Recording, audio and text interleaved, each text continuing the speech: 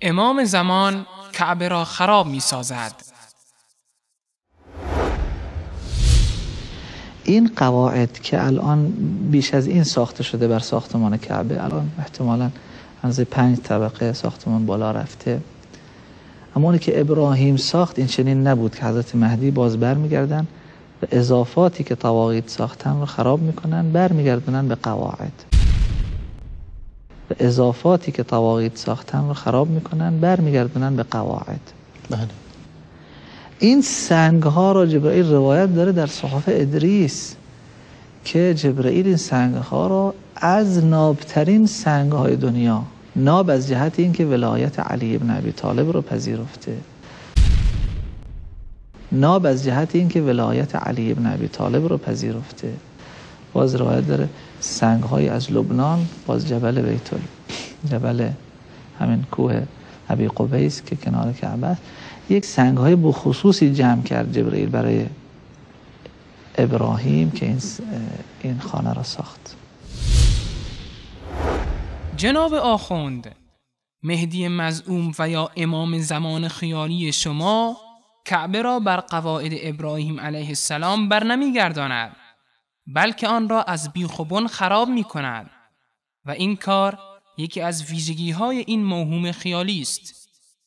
در بهارالانوار جلد 53 صفحه 11 و الزام الناصب جلد 2 صفحه 226 از مفضل ابن عمر نقل شده که او از امام جعفر صادق رحمه الله پرسش‌هایی در مورد مهدی و احوال او پرسید و از آن جمله گفت: یا سیدی فما يصنع بالبيت؟ قال: ينقضه فلا يدع منه إلا القواعد التي هي أول بيت وضع للناس ببكة في عهد آدم عليه السلام، والذي رفعه إبراهيم وإسماعيل عليهم السلام منها. سرورم، او با بیت الله چه کار می کند؟ فرمود آن را نابود می کند و جز ستونهای آن چیزی باقی نمی گذارد که اولین خانه ای بود که در مکه و در زمان آدم علیه السلام ساخته شده بود و به وسیله ابراهیم و اسماعیل علیهم السلام اوج گرفت. اما بعضی از آخوندهای رافضی برای فریب مردم ادعا می کنند که امام زمان کعبه را خراب می کند تا آن را به اصل و اساس خود برگرداند، اما آنچه که در کتب رافضه نقل شده خلاف این ادعا را اثبات می کند. آیا کعبه را به حالت اولش برمیگرداند؟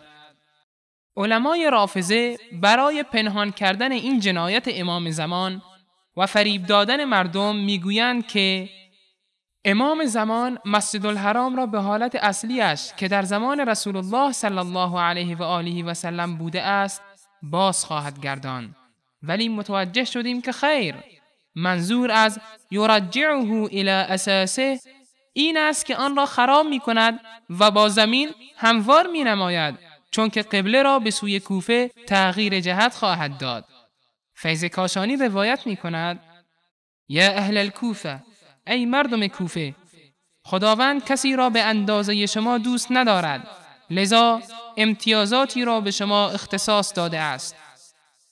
مصلاکم بیت آدم و بیت نوح و بیت ادریس و مصلی ابراهیم. مصلای شما خانه آدم و خانه نوح و خانه ادریس و مصلای ابراهیم است. ولا تذهب الایام حتی ینصب الحجر الاسود فیه. طولی نمی کشد که سرانجام حجر الاسود در آن نصب خواهد شد. الوافی جلد 1 صفحه 215.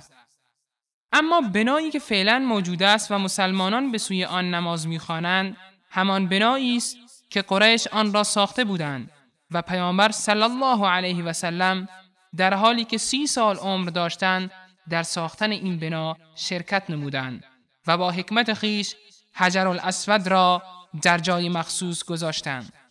اگر این بنا بی اساس می بود، پس چرا رسول الله صلی الله علیه و آله و سلم بعد از فتح مکه آن را هدم نموده و بر اساس اولای آن برنگشتاندند؟ و چرا امام علی رضی الله عنه این کار را نکردند.